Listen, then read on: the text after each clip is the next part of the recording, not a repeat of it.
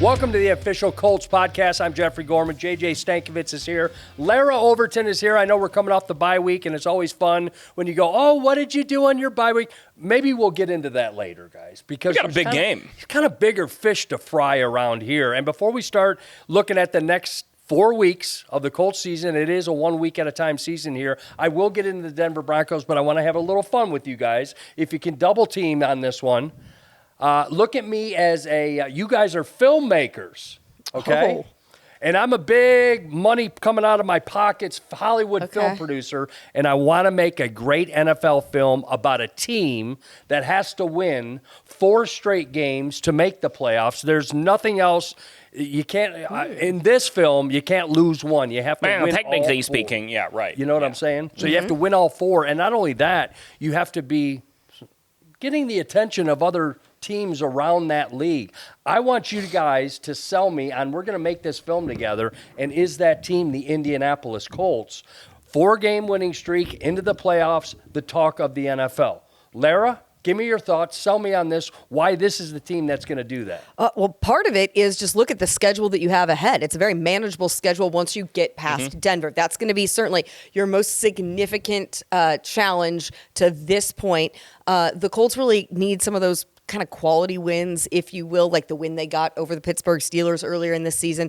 If this is what I was talking to Matt Taylor about this week, it's kind of one of those what's there to prove situations, right? Like the Colts should they be able to, slay the Denver Broncos and what they've been doing, especially from an offensive standpoint this season, this solidifies that you can put yourself in that conversation to be seriously considered, because I think people want to poke holes in some of the other ones. Oh, well, they barely got by New England, and it was, last minute win over the Jets or whatever, whatever you're that's from the national standpoint, is what they're going to try to do. My standpoint, win's a win. And 2, none more impressive because of the fashion in which Anthony Richardson led you to victories in those situations. So for me, yes, I think that the Colts should be atop the conversation. You build the screenplay around this one, and your starring character is Anthony Richardson, because this is really his time to shine, his opportunity to prove what he can do on the road, hostile environment. I remember, what was it, before the Jets game, everyone was asking him, well, what's the coldest environment that you've played in, coming from the SEC? And he's like, I don't know. It was like 30 degrees when we played Vandy one year and that type of thing. So he was very much so kind of downplaying, like playing in the cold and all of that. Now, forecast doesn't look quite so bad for being in Denver. Yeah, it was pretty cold. It was going to be way colder in New England than it's going to be in Denver. Exactly. So that's not a thing this weekend. Really, situation, all factors considered from that standpoint, look good. It's really just, how do you handle the crowd noise there? What that atmosphere is going to be like. But I do think that Anthony Richardson leading this team to a victory in Denver would give him a nod for, best lead character. Is it all on best Anthony? Lead actor. Is it for this all right, thing? It's not all on Anthony, but if you're asking how the Colts can not only make a run, but then be feared. That's the thing. Be a team that I don't really want to play them in the playoffs. It's going to be because of 5. That's what it's going to be. He has the talent to be a guy who you don't want to face in the playoffs. Now, he's not there yet. He's 22 years old. It's his second year as a starter. He's just, I think, 13 starts, the same amount he had in college. Like, he's got a ways to go for it. But if you're looking to make a case for why you say the Colts get in as a wild card, and they go on the road to Buffalo or Pittsburgh, and those teams are like, that's gonna be annoying to face this team. It's gonna be because number 5 is like, he can come out and make plays in the playoffs with his legs, with his arm. That's what you're looking at right there. The flip side of it, your defense has to be better. Boom. You are not going to be able to sustain the defense that you had played for the first 13 weeks of the season over the course of this run if you want to be feared in the playoffs. Okay. You can make the playoffs, but if you want to be a team that goes into Buffalo and gives that team all they can handle, you can't do what you've done against Buffalo earlier this year, right? You've got to be more buttoned up. Like Kenny Moore II talked about it. You've got to be more together on that side of the ball. You got to make more plays. You can't allow as many easy completions. I think the Colts have probably spent the bye week trying to figure out some stuff to get that defense tuned back up. And the bye comes at a really good time where you have a lot of games to self-scout. You have a lot of tendencies to self-scout. How do you kind of grow off of those now going into Denver. Can I just piggyback really quickly with just your mention of the Bills? Was anyone else super irritated that we got the other game instead Yes, of getting I was. Rams? Oh my gosh, Like, we missed we the get game of the year. We get for one Bears Niners. Bears Niners. We get one Sunday afternoon to sit around and watch games, and you give me the option. Somebody let me go over to that game. I don't have Red Zone because. Why? Right. We have games every Sunday. Exactly. So you're not able to take advantage of it. So the one situation in which I went and got Ale Emporium, Herman, shout out to Hermanaki Wings. And, I'm saddled up to watch a little late Sunday afternoon football. And this is what you got this me up. dud of a Bears 49ers game. And instead, it's like being at, some lame party where, this other party that you didn't get invited to, they're just having a lot of fun over there. Tuning into stuff and being Bills Rams game of the year, and they're doing the game breaks, so enough to be jealous, right? Yeah, you guys have valid points on this. At this point of 2024, sorry, that was my grievance with the TV network schedule. Whether you're bellied up to a bar or on your couch, you should be able to watch whatever. Well, you but want. you can. But you're a we're not. You're tied up on Sundays. I get it. I'm not paying for the extra package because I'm at the games and the folks in my household are going to watch the Colts. Yeah. So. Okay, it's fine. Drastic, and then we'll move on to the Denver Broncos. Defensively speaking, with this same film script we're talking about, need to find the team, 4 straight wins and stuff. What's the difference? Okay, what's the difference from where they've been with this Gus Bradley defense to being that team that people are going to fear and going on a 4-game run? All right, defensively? It's going to start with DeForest Buckner continuing to be just awesome. I think it's been kind of quiet how good of a season he's having because he missed some time. The Colts defense statistically as a group is not near the top of the league, but Buck is having another awesome season. He is wrecking stuff in the middle against the run, against the pass. I think it's going to start with him continuing to take games over, take moments over in these games, and then I think you want to see more Adelaide Atulatu. You look at some of his underlying numbers, like his pass rush win rate, and it's pretty good. I think it's the highest on the Colts. More growth from him coming out of the bye. Can he make more of an impact? You're getting, decent production out of guys like Kwity Paye and Dio Dangbo. You get Tyquan Lewis back. I think it's that D-line that's got to be the engine. That's what this team was built around. That's what this defense was built around, was the defensive line being a group that you can have lead victories on that side of the ball. That's what I want to see on these last 4 games. Question, guys, Larra, with you, is when we're talking about defensively speaking with the Colts, and not looking down the line on this, but we're going into the Denver Bronco game now. Excuse me, but the talent level of the next 4 weeks, as far as offensive speaking, is this the biggest concern of you guys defensively speaking as far as facing a passing offense? Because you're talking about Jacksonville, you're talking about the Titans, and of course you're talking about the Giants on the other 3. Is this rookie Bo Nix the biggest one that we should fear when it comes to, hey, we need to button up our defensive backfield, we need to slow this kid down, and more importantly, we need to get turnovers? Well, I think it's not just what he's done of late, it's how consistently he's been playing. The entirety of the season. He hasn't gone through what you tend to sometimes see from rookies where it's a little bit of a roller coaster. For the quarterbacks that you face, he's by far been the most consistent, right? Yeah, no doubt, yeah. I think that's a factor. Well, just consistent in that he started every game. The next 3 teams have had guys in and out.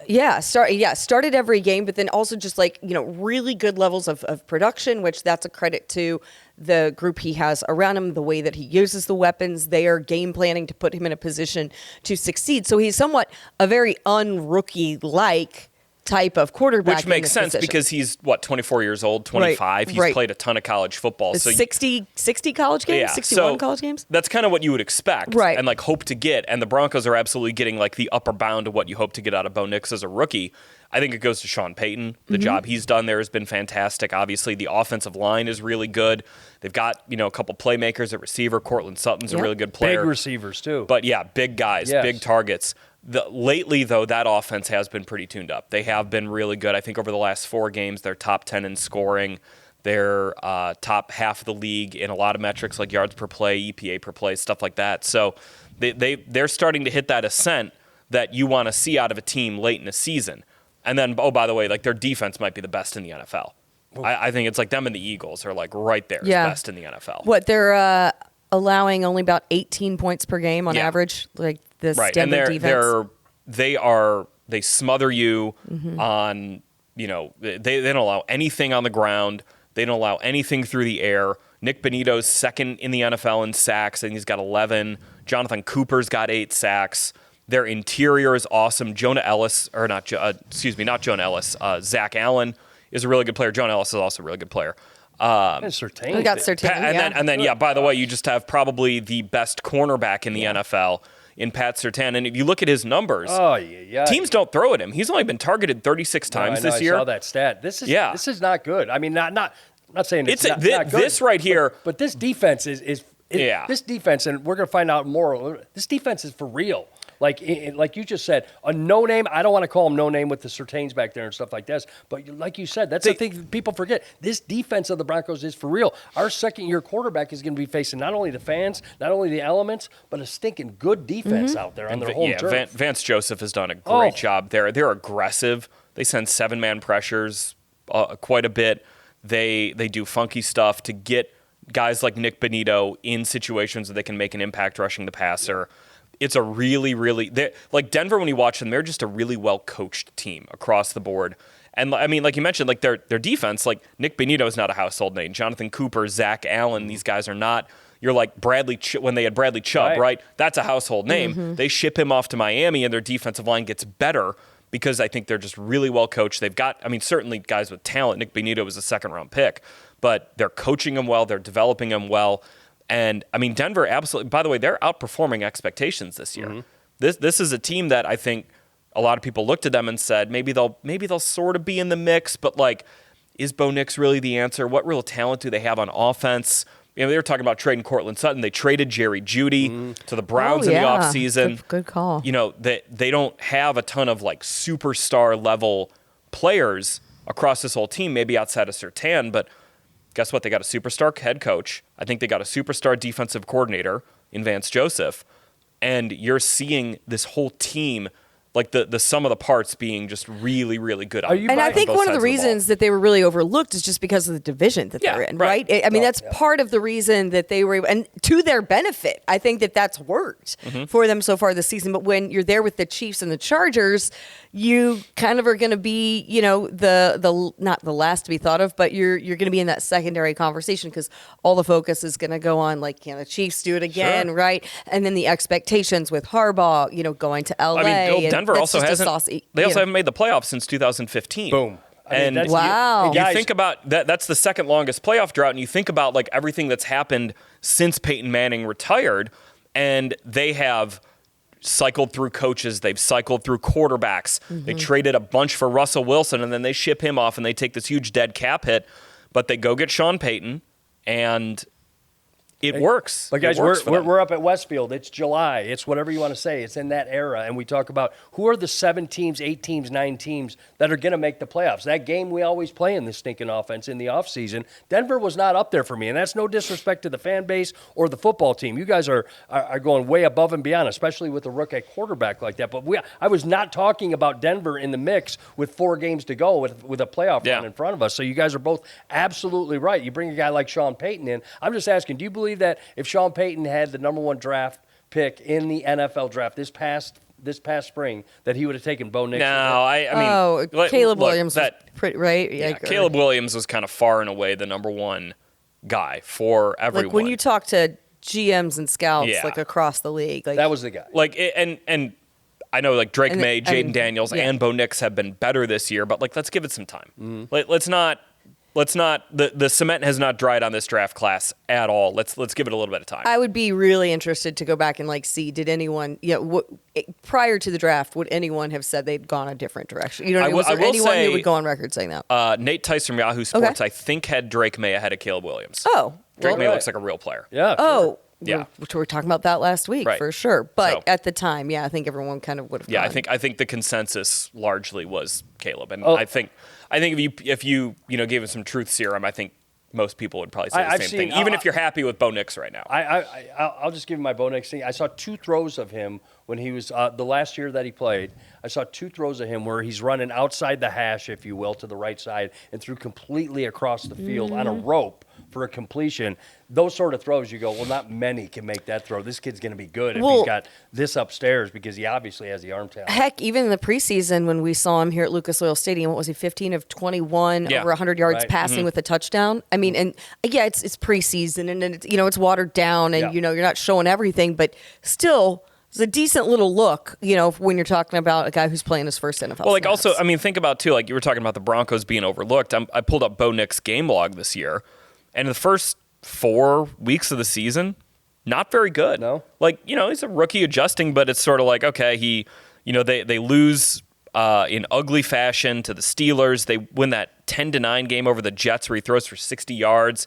And it's like, okay, is Bo Nix really the answer? This is a good lesson in not making evaluations off the first 4 games of a guy's career. Because lately, I mean, you look at this game he had against Atlanta where he went 28 of 33, that's 85% for 307 and 4 touchdowns. Yeah. Well, okay, that's pretty good. And then he goes out against the Raiders.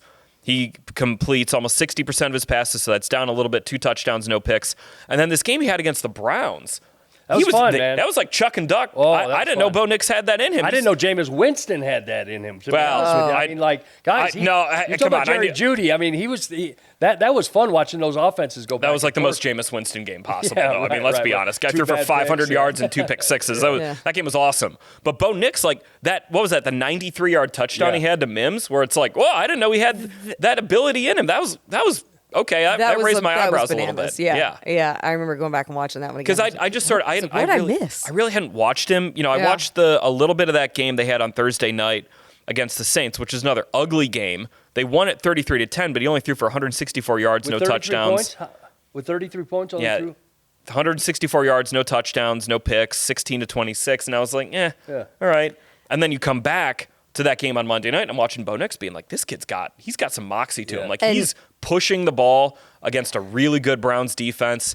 I came away really impressed with Bo Nix in that game. In the last 3 games, which the Broncos go into this one having won the last 3, Bo Nix threw for 307 yards, 273, and 294 yards. Okay, so he's humming, just like you said. I love that thing that both of you guys agreed on. Don't ever judge anybody in their first 4 games, especially a quarterback in the NFL. Don't ever judge anyone in their first year or 2. Yeah. You can't make sweeping conclusions about guys. On one side, I love that you're bringing up the stats and what we saw early from Bo Nix to where we are. Let's flip the switch to number 5. We opened this podcast with him. I want to thank the Colts Audio Network listeners out there as well as all the YouTube viewers. Anthony Richardson, guys, these are from Matt Taylor and, Matt Taylor's vault of stats and stuff this. I just want to get your thoughts on this because we are basing this show based on we need to win out. You know what I mean? I know it's a 1 week, 1 game a week season. We can't look ahead, but for this show's purposes, we do. So Anthony Richardson is this straw that's going to stir the drink here, and I know it takes more than just one man here, but some Colts passing games deficiencies that Mayte brought up. 3-3 this team is when completing 12 or fewer passes this season. Again, 3-3 this season when completing 12 or fewer passes this season. 4-3 on the season when they throw for less than 200 yards, this Colts offense, okay? My question to you is, we're talking about a 4-game run. That has to change, or that can stay consistently where it is based on a running game. Here's my take: is what if the Colts make a run here? What it looks like is going to be kind of disorienting. I don't think you can look at priors. I don't think you can look at, they got to hit this mark in terms of passing. It's probably going to look kind of weird. It's probably going to be a lot of Anthony Richardson running the football and establishing it that way. And hopefully you get some efficiency and not as many interceptions and turnovers, but I just think it's going to look kind of weird. And we might get to the end of the year and Anthony Richardson is playing in the playoffs with a sub 50% completion percentage for the whole season. That's possible. That is absolutely possible. The way this team can lean into their run game, you got to get Jonathan Taylor going on the other part of that more. You can't just rely on Anthony Richardson, but we have seen over the last 3 weeks the kind of weapon Anthony Richardson is with the ball in his hands, and that's something I would expect Shane Steichen to lean into over these final 4 games as you're trying to make a push. Larra, concerns about that, those stats that we read off? Because we're on Bo Nix on the one side and Anthony on the other. But this team's finding a way to win. JJ's right. Lean on the Jonathan Taylor in the run game. Yeah, it's not overly concerning because, it's kind of like don't judge, Bo Nix on those first 4 games. Don't judge Anthony just on the last 3. Right. I think that this is finally where you have seen him establish, I don't want to say like a level of comfortability because I think he's always had that, but now being able to be back, having consecutive weeks, taking the starting reps, being back in that role, now you're starting to see those situations like when he goes to Alec Pierce, at New England, where you're finding that level of maybe like consistency, productivity, the trust is being built there now that they've had a few weeks, back with this whole offense rolling, moving together. And I think that this has reinforced how much belief there is in Anthony Richardson. I think that you're seeing how much this offense, has confidence in him, has conviction in him to put him in certain positions or to trust him in certain positions. So I think that he's really feeding off of that going into this week. Guys, health-wise, everything is important this time of year and coming off the bye week.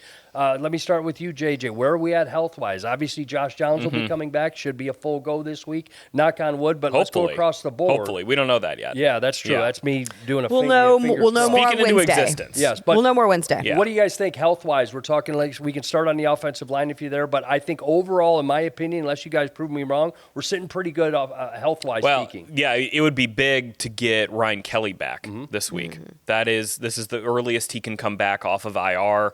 Getting a veteran in, I think for that environment in Denver, if he's able to play, that could be really important because watching that Monday night game, that place is juiced up. Yep. They have not had a winner in a long time. Denver's a great football town.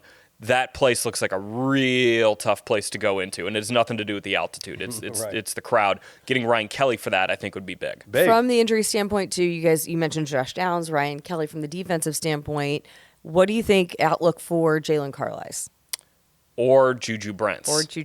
Those guys are... Because Shane talked about them just briefly, just kind of making good progress, but they were people who were mentioned right before... Give me something good, JJ. Right before the bye or right before the New England game? Can't remember which. Both of those guys were... It wasn't season ending when they went on IR. There was a chance either or both could come back. So maybe with the bye week, maybe it's not just Ryan Kelly getting activated to return to practice.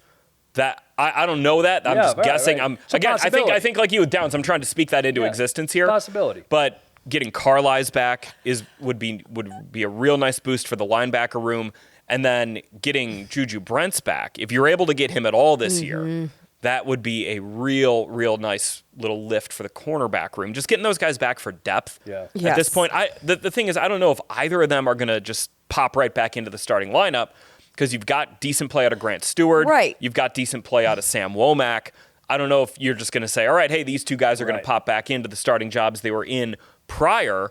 But at the very least, having those guys there for depth would be really important. It's just the factor of having everything at your disposal. Right, exactly. Yeah. Having as many assets and as many weapons at your disposal for when you need them, Hey, before we get into the J.J. Kornacki portion of this thing where we look at we're going to be scoreboard watching. Colts know what Colts fans, you just have to, you win, you're in. You know what I mean? That sort of thing. But people like us scoreboard watch. But like going into this final 4 games of this season, you know what that locker room's, you spend time in there. The veterans that you think outside of DeForest that could make an impact on that locker room to say, I've been in the league for a few years. Here's what we're looking at. Not to hear that from the head coach or the GM, but to hear that from a veteran. Who is that guy? Do you want to go ahead? You got one? I was going to say Zaire Franklin. I think Z is certainly one of them. Quentin Nelson. Yeah. Two for me. I think it's a lot of guys who are, like Buck aside, who are on that 2018 team. Yeah, and I just think in general, like, Q's a guy who I don't think is hyper vocal. He uses his words selectively, right? Like it's meaningful, like when he talks, what he says, and he does a lot of lead by example. And I think for this offense, he's certainly one of those integral pieces in terms of setting that tone. I think you have, you look to those guys defensively, there are a lot of names you could toss around. You probably throw Kenny Moore into that conversation too, along with, Buck and Z. And I think when I look to the offense, for Q and the role he plays, and this is something I talked with him about on Colts 360 this week, was what do you have to do to put Anthony in a position to be successful in an environment like Denver? And he just talked about, the communication and harping on the details and doing things over the course of the week. So my thinking is those are things that they're going to be integrating, every single day building up to this, and I think he is going to be central too, because we've got to wait to see what happens at center, right? If Ryan is back, if is it Danny? Where is Tanner Bortolini at this point? So I do look to Quentin's role. It's always significant. Yeah. I think this week in particular. Well, and I think, his leadership in that room will be big for any young guy who might need to play in that game, right? Where, hey, this is a tough place to play. They are going to come at you. Like I was talking about with the edge guys, Benito and Cooper, those guys are going to come at you in this game. It's going to be loud. It's going to be tough. The other guy who I also think could be a bit of a help, just thinking about it, is Bernhard Raimann. Oh, yeah. Remember that first start he had in the NFL was that Thursday night game in Denver where it was rough. That was his first start. That was his first start, and it was rough. He got beat quite a bit in that game. Redemption time? But the thing with Bernie is that he came back off of that and he never flinched. Like, remember this was back in training camp. Quentin Nelson said that game. Like, I think I don't remember exactly what it was, but it was essentially like, do we take Bernie out? Do we keep him in? And Bernie's like, no, I want to keep playing. And Q's like, all right, I can play next to this guy. Like, he is in it. He is, you're trying to just keep your head above water, but he wants to keep competing, he wants to keep fighting. I think that's a good lesson for anyone in this game. Anyone on this team, hey, if we're having a little bit of an issue in this game with the environment, we're going to fight through it. Fight through it like Bernie did 2 years ago, and you will come out better for it on the other side. Kenny Moore, one of those guys? Yeah, hey, no doubt. We're in a position, guys, where we hold our own future right in our hands. And we all know around here how stinking tough it is to make the playoffs in the NFL if you're a Colts fan. I just hope those guys are stepping up. I was just curious what you thought. We're going to find out a whole lot more from Shane Steichen come Wednesday. That's in a few hours from now, 24, 28, 32 hours from now, whatever it is. Plus, get a practice under the belt, and it's all good. But like I said earlier, we're going to be doing some scoreboard watching. And, JJ, if you could start with this really quick. No help from Cincinnati last night. Well, actually, no help from Dallas last night. Really? Wrong. Wait a second. I wanted Dallas, who spit the ball up late and obviously gave it back to Burrow. I just wanted Cincinnati out of the picture. Oh, on a special teams gaffe. Okay, here's the thing. If the Colts take care of their business, the Bengals don't matter. Okay. The Bengals, if the Colts take care of their business, the Bengals cannot be ahead of the Colts. Okay. There is not a scenario in which the Colts go 9-8 or 10-7 and the Bengals finish ahead of them. But the Bengals can help the Colts out if the Colts have to go down that break glass in case of emergency 9-8 path. Yeah. If, say this is how it turns out. The Colts, the Broncos, and the Bengals all are 9-8 to end the season. Yeah. Colts make the playoffs. But if it's just Colts and Broncos and the Colts lose to the Broncos, obviously Denver makes it. Goes. You introduce that third team and the Colts win every three-way tiebreaker at 9-8 or 10-7. It doesn't matter what teams are in it; they win every single tiebreaker. Really? Okay. Encouraging. I like that. Yeah. I just thought, well, Cincinnati, I kind of put my foot on your throat there. I take it back. I mean, we're not. Also, I would rather the Bengals have something to play for when they host the Broncos in Week 17. Yeah, there you go. Because if the Colts beat Denver, they still need Denver to lose one more time. And you go to Cincinnati and the Bengals are trying to make a little push here at the end.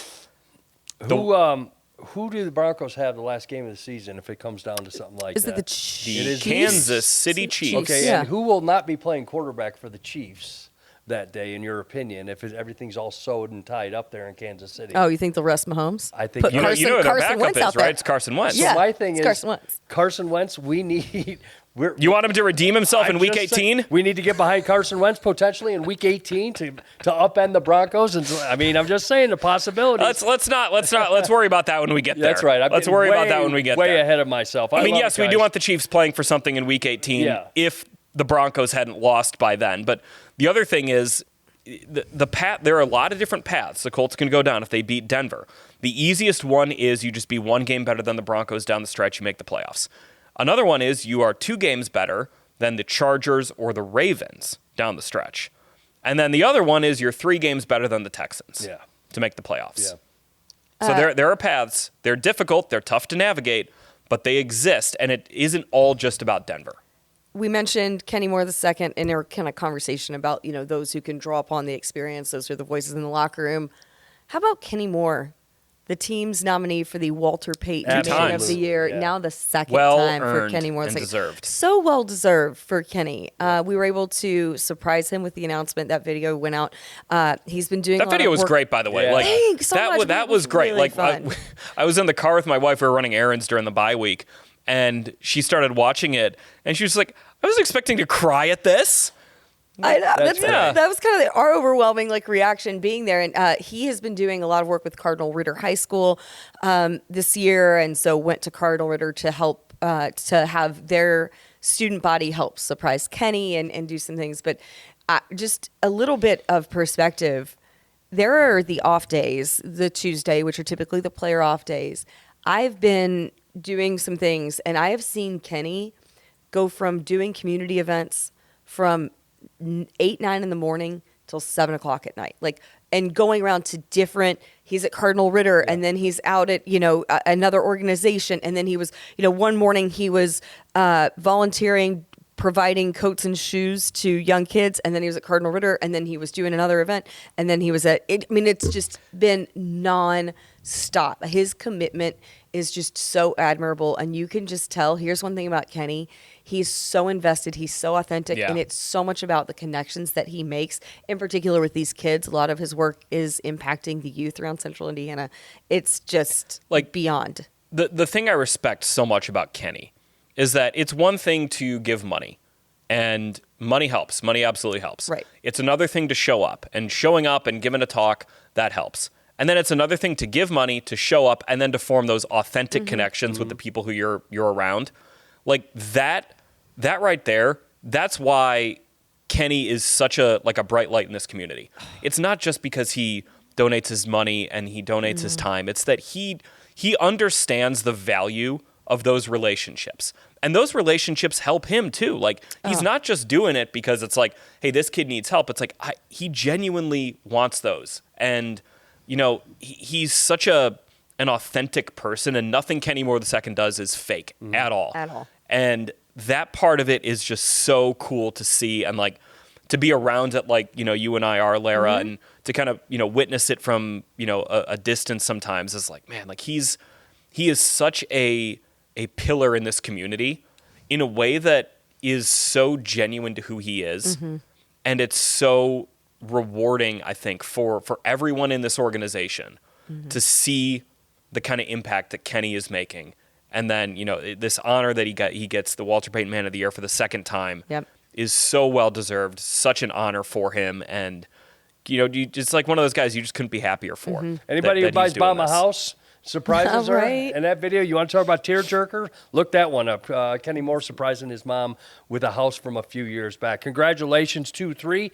You are great on the field, and you're great off the field, obviously, and a couple of big fans in JJ and Larra as well. Guys, this has been a good one. I know we're getting down to it right here. Any notes you guys want to mention before I go into some college football angles that are coming up here in the state? I'm perplexed. So, all right, I want to put a cap on this Broncos game because Denver's a really good team. I think Denver is a really, really good football team. But the Colts have an opportunity coming out of the bye week to raise some of their issues and not maybe turn them into strengths, but turn them from being weaknesses to just things you can live with, you can win with. And then the stuff that you can win with right now has to become a strength. You've got to have your quarterback be a strength. You've got to have, keep having your offensive line be a strength. Your run game needs to be a strength. The other thing is, I hope, we're talking about health. I wonder how much the bye week can help a guy like Michael Pittman Jr., right? Who's been gritting his way through this back injury for 2 months now. Can that help him out? And, can he come down the stretch and make a big impact? There's a lot of opportunity here. And just because the Broncos look like they might be a tier or two better than the Colts right now, does not mean that we are going to end the season with that being set like that. This is a huge opportunity. And then the other part of it that I want to emphasize, this game, whatever happens in it, is going to benefit Anthony Richardson. Oh, yeah. It is going to benefit him over the course of his career to play in a game like this. And hopefully the Colts win, and hopefully he gets to play in a playoff game. But regardless, this game and the experience he's going to get in an incredibly hostile environment in Denver against a really freaking good football team he will grow from it. He will be better from it, regardless of what happens. The biggest stakes on the table for his career are this game. I mean, this is the biggest game of his career. Absolutely, this is playoff implications. Are you talking porterhouse steak? That's how big the steaks are. Maybe a little bone-in ribeye. Yeah, bone-in ribeye. Okay, yeah. We're not. Okay, this is good. Isn't that the one? Yeah. We're not yet to the tomahawk. Yeah, that's the one. That's the one you get. That's when you start making it into the playoffs. You get the tomahawk. That's the bigger. You got to follow these two on Twitter X at Larra Overton, at JJ Stankevitz, and of course on Colts.com. The latest is coming at you every day. If you're a Colts fan, even if you're not, it will be there. Wednesday it starts. The boys are on the practice field, and this march to the playoffs, it's like no other situation in sports, in my opinion. That's why I'm saying we know what it is. It's win and you're in. And by the way, if this team finds a way to win 4 in a row, this city is going to be nuts come around playoff time, and we're going to need something like that because it's going to be snowy, it's going to be cold, the team's going to be on the road, it looks like. I mean, perhaps for a thing. I'm just saying the buzz around the city, the next 4 weeks, Colts fans, get fired up. Start tailgating now. Even for next week's game against, it doesn't matter. I'm saying this is the biggest stuff. This is the NFL, the biggest show in town, and the Colts have an ability to be the talk of the NFL with a nice stretch, and people are going to say, oh, well, weak schedule from here on out. I don't care. Bill Belichick said it best. You want to be playing your toughest football and your best football after Thanksgiving, and the situation is set for that. So, guys, great job for that today. Obviously, again, Colts.com has all the latest at Twitter X, at Larra Overton, at JJ Stankevitz. We also have some other football that they play on Saturday usually around here in this state, but I want to get both of you guys got ties to both of these. In my opinion, the college football playoff game, if you look at the big board, the biggest and best game on that board, JJ, we talked about it, is Notre Dame and Indiana. You covered that program for a few years down in Notre Dame. You know South Bend. Also the toughest ticket to get. Your face is on the walls of Indiana University. So I'm saying, this is great. This is great. A little Notre Dame feel, little thing. It's the best game on that CFP. Argue with me on that. And I'm saying, what are the stakes for both teams here? Notre Dame comes out on top. It looks like this. IU comes out on top. It looks like that. Oh, I mean, here's the stakes for it. IU they're playing with house money. Yeah. And if Indiana goes into Notre Dame Stadium and wins that game in this state, the Irish are never going to be able to live that one down. No. Never. But Notre Dame beats Indiana. It's like, all right, that's fine. That's probably what should have happened. Notre Dame is a powerhouse. This is where they should be. This is not where Indiana is a football program, the losingest program in college football history, should be. It's awesome that they're there. But, if Notre Dame loses this game, I mean, fans are going to be apoplectic about it. I will be tuning into ND Nation, the message boards for. We still doing message boards? You haven't been around ND Nation. Oh, is this 2009? We got message boards still exist for a segment of the Notre Dame fan base, and boy, are they a riot when the Irish lose a game they shouldn't lose. Yeah, I mean, you can't. Boy, you really can't. Of the stuff I read in there about Brian Kelly when I covered the Irish was, I mean, incredible stuff.